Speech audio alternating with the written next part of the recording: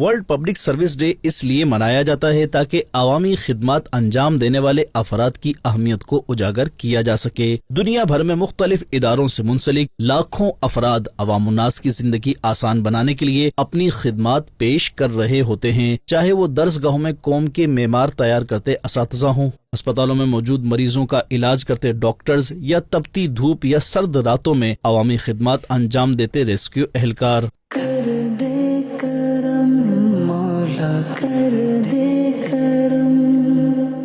زندگی کے مختلف شعبوں میں جب لوگ اپنے منصب سے وفاداری کرتے ہوئے اس کے تقاضے نبھاتے ہیں تو مضبوط قومیں اور ترقی یافتہ معاشرے تشکیل پاتے ہیں۔ 23 جون ایسے افراد کی حوصلہ افزائی کرنے اور ان کی خدمات کو سراہنے کا دن ہے۔ ہمیں بھی چاہیے کہ اپنی موجودگی اور اپنے کاموں سے لوگوں کو فائدہ پہنچائیں۔ عاشقان رسول کی دینی تحریک دعوت اسلامی خدمت دین کے ساتھ ساتھ فلاحی شعبوں میں اپنی خدمات انجام دے رہی ہے۔ دنیا کے مختلف ممالک میں آنے والی آفات میں دعوت اسلامی کا فلاحی شعبہ FGRF عاشقان رسول کی خدمت کے لیے ہمہ وقت تیار رہتا ہے اور پیارے آقا صلی اللہ علیہ وسلم کی دکھیاری امت کی خیر خواہی میں مصروف عمل نظر آتا ہے۔ اپنوں کو خوش کر پاؤں گا دل میں جب یہ ہوتا ہے۔